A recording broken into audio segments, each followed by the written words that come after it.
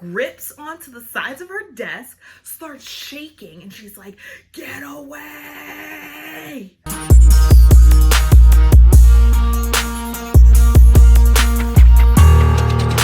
Hi beauties, and welcome back to my channel. My name is Tyra. If you are new here, welcome. I am so happy to have you. Today I'm sitting down. We are going to talk about one of the craziest years of my life, 6th grade. Now this is one of the best years, funniest years, but also I was such a bad kid during these years, and I think it's just because I had so many friends in that class. I made friends in that class that I have to this day.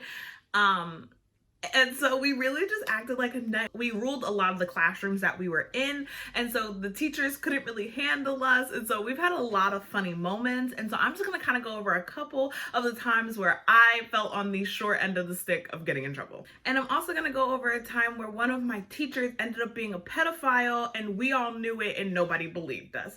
But before we jump into that, please make sure to give this video a like, a little comment, subscribe to my channel. What are you waiting for? And let's get started, y'all. So the one day, I would say this was the worst trouble I've gotten in, especially as like a little kid, just because it really went very far for no reason. So at the time, this girl, Kayla, she lived behind me. So we were very close. And we talked all the time, and we had this notebook that we would take from class to class just in case, you know, we couldn't talk. We would just write it in this notebook, and I wish I had this notebook because I would sit her right here and we would go through it together because it was so funny. That's just like where we put all of like our information. Whatever we wanted to say, we put in this notebook.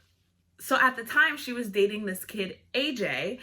Mr. Weidman sent him down to BMR for like what we felt was no reason. How dare she? So in this notebook, we're like, she's such a bitch. Like, she's so mean. Why would she send him down there? Like, we were just like, what is on top of her head? It looks crazy. Like, talked about her hair, just saying it looks like a mess. Like, anything and everything. So because we're so busy looking down, we don't look up to see that she's right in front of us. So at one point we like look up and she's like, "Give it to me." And I was like, oh my God. And my friend Kayla had it at this point. She sticks it underneath all her books. So she's like, "Give it to me." And Kayla's like, "What?" Like, no. And I'm sitting there shook. Like, I didn't know what was gonna happen. And so she snatches the notebook. She goes back to her desk. She's reading it. And me and Kayla are like, oh, this is the end, bro. Like, this is it for us. Like, goodbye. Like, and at this point, it's like maybe a week or two before we're about to go on like Christmas break, which means Christmas is right around the corner. And we're like, great, we're not going to have a Christmas this year. Like, we were talking about all the things we had already asked for. We're like, we're not going to get anything. And so Miss Weidman ended up making me move across the room to sit right next to her desk. And Kayla is still sitting where we originally sit. So she's across the room from me and Miss Weidman. And so Miss Weidman goes like, she's like, "Tyra, what's your phone number? Like your home phone number?" Because like, obviously she's going to call our parents. I mean, we're cursing her out in this book. She's going to call our parents. So I was like, 610, you know what I mean? Going through the thing. And I'm like crying because I'm like nervous. I'm like, she's going to call my mom. Like, if there's anything, okay, side note, I usually can talk my way out of a lot of things. I can usually reason with my parents and be like, well, it really was a reason why I had to call her that. This reason was no reason. I had no excuse. Like, I was just like, I called her it because that's how I felt. Because why did she send my girl's boo to BMR? Like, I wanted to fight. Like, and not to mention that I was really close to AJ because I was best friends with his sister at the time. And so I was like, I can't even believe, like, that's my homeboy. Like, let alone her boo. That's my homeboy. Like, don't think that you can just send him to BMR. And so once she gets my home phone number, she looks at Kayla across the room and she's like, "Kayla, what's your home phone number?" So Kayla gets up and she starts walking to Miss Weidman's desk, and Miss Weidman like realizes what she's doing and she grips onto the sides of her desk, starts shaking, and she's like, "Get away." I was like, oh, she's crazy. Kayla starts bawling. She's like, oh, she's like 610. It was so funny to look back on it now. In the moment, we were terrified. I couldn't even believe that she was shaking the desk. Like, you can't do that. You know what I mean? Like, we're sixth graders. I get what we did was bad. I totally understand that. But she was acting actually crazy. Like, are you telling me over your entire span of being a teacher, nobody's ever cursed at you? No kid has ever cursed at you? Like, really? We were the first ones? Like, I doubt that. So we go through the rest of the period, like, in silence. We're not saying anything. Like, we put our head down. We did our work. And we leave there, and I'm like, Kayla, like, we are screwed. Like, it is so close to Christmas.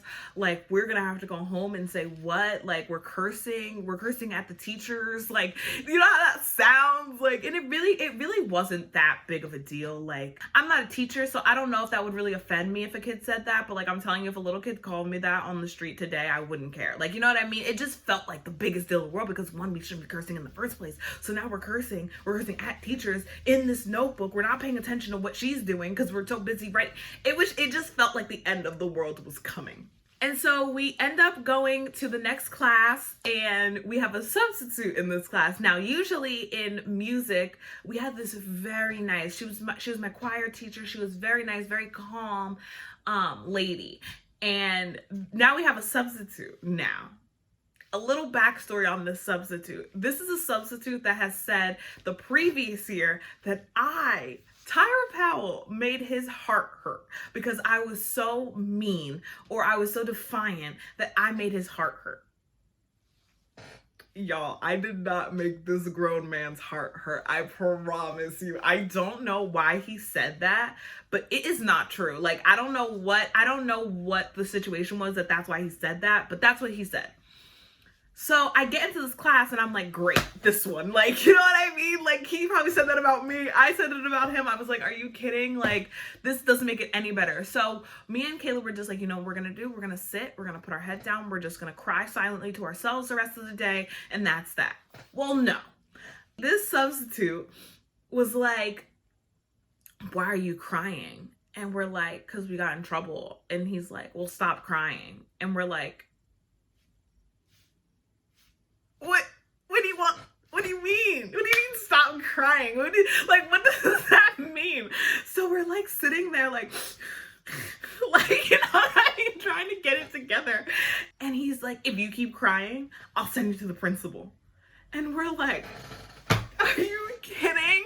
Like, first of all, are we not allowed to cry in peace? And second of all, we can't go to the principal. So that he's like, why are you crying? We're like, we got in trouble. He's like, for what?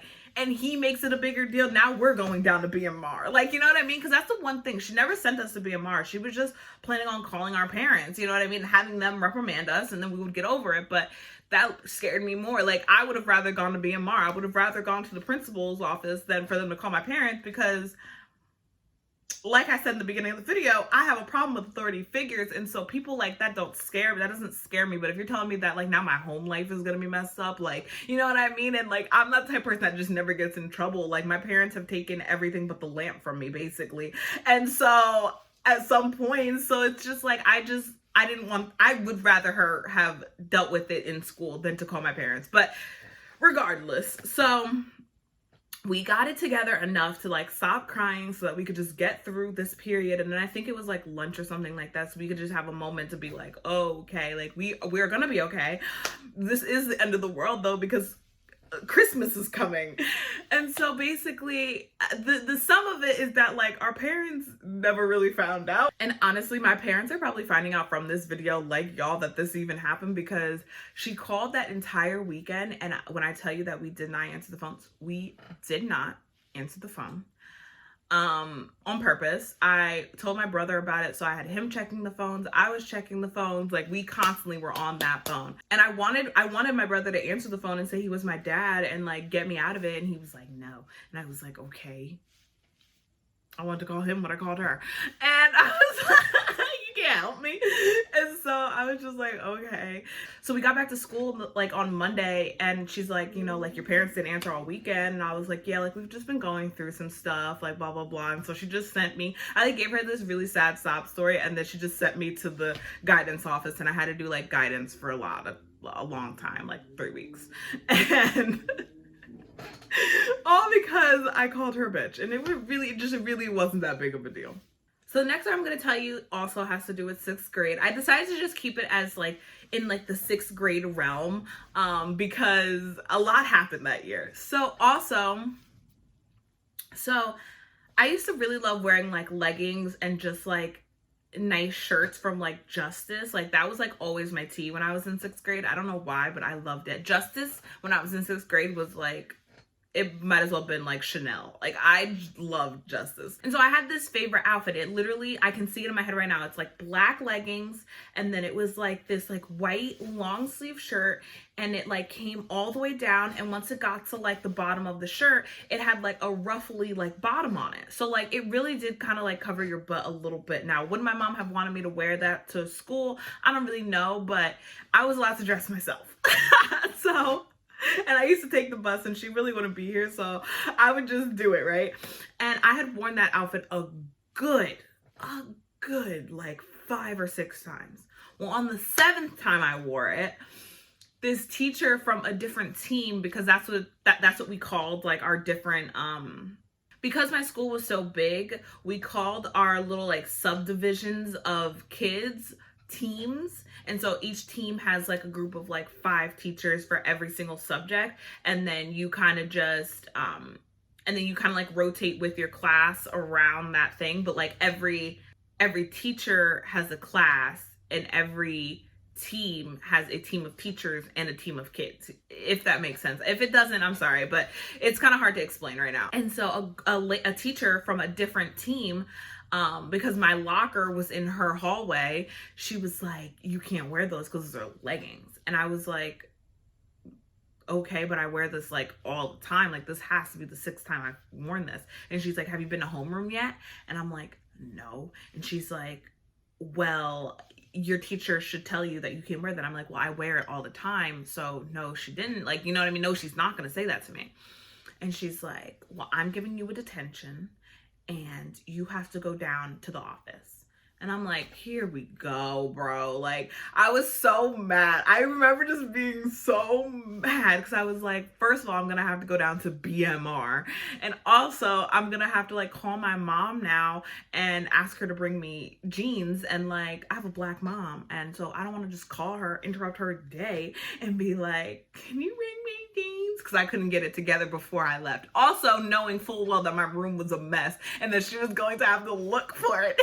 She was gonna have to look for jeans in my room. Like I distinctly remember that. And so they made me go down to the nurse because the nurse has like extra clothes.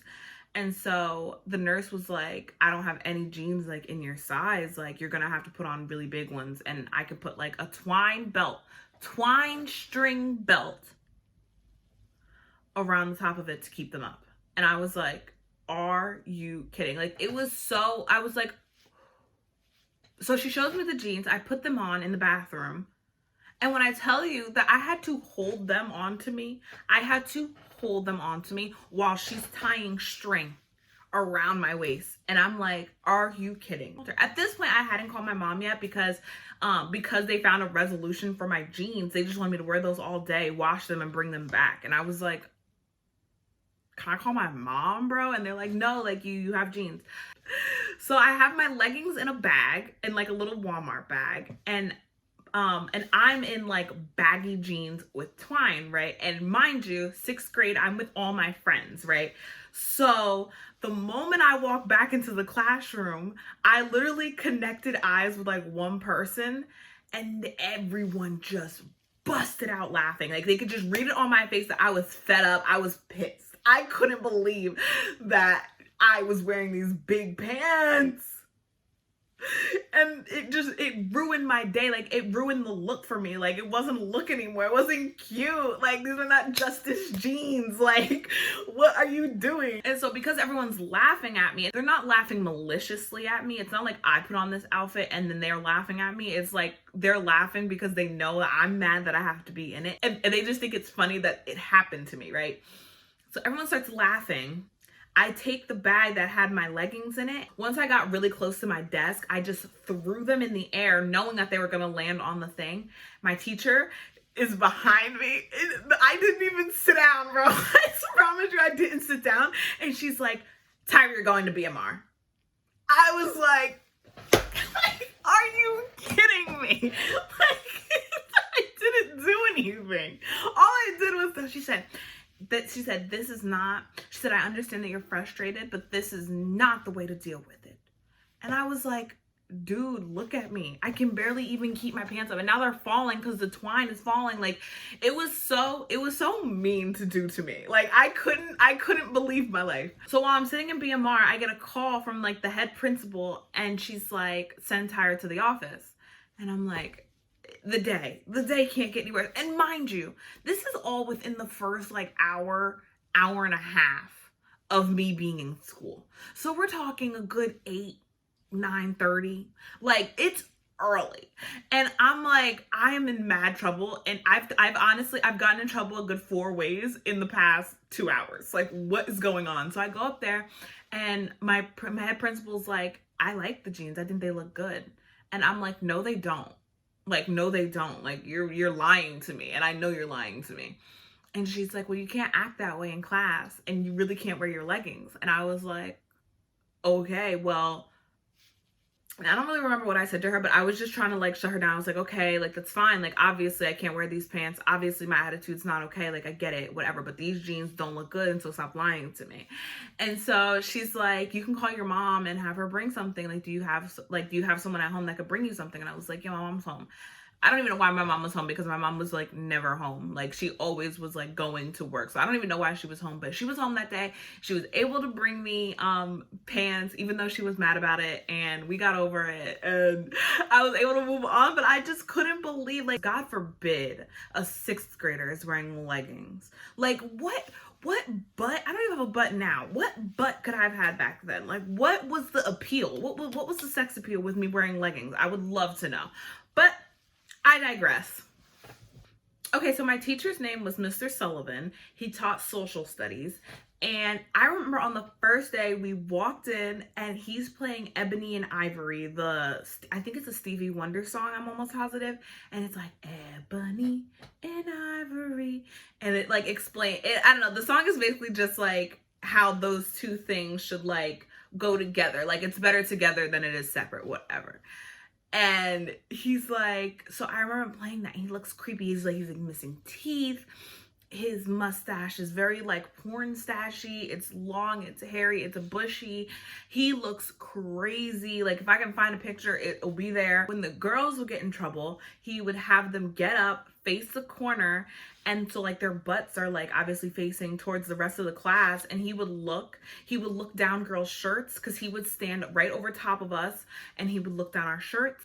And one of the biggest telltale signs that I don't know why and nobody else thought this was a problem, but his classroom sat right next to the bathrooms, the girls' bathroom.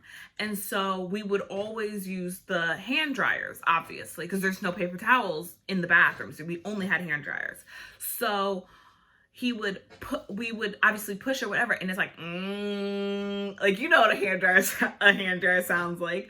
So we would push it, and he would go off. Oh my God, you need to shake your hands out. You don't need paper towel. Like, he would tell every single kid that went through that classroom, do not use the hand dryers. He would bang on the wall when kids started using them. Like, he would bang on the wall to like get them to turn it off or whatever, but you can't turn it off. So it's just like, once it's on, like, you might as well let them do it. And so he would get so mad that sometimes he would leave the classroom, go into the girls' bathroom,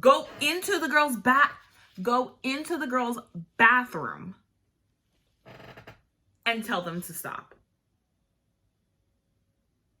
And we used to tell our teachers, like, yo, he is a pedophile, like, I'm telling you. And they would be like, no, he's not. You guys don't know what you're talking about. Like, shutting us up like little stupid kids. And that is probably the one thing I hate the most. And I think that's my problem with authority figures or people in power who don't really have power but take it too far kind of thing. Because it's just like, somebody should have listened to us. And why we didn't go home and tell our parents, I don't know. I think we honestly found it funny, because I think if he really did try to like come on to any one of my friends, so me or one of my friends, we would have we would have beat him up. I'm telling you, like, I'm telling you, he would have got fought, I think. Like, genuinely, I think he would have got fought. And we're like, no, like, there is something wrong with him. And I mean, we're not the first class that said that. I had a couple friends that were older that had been on his same team.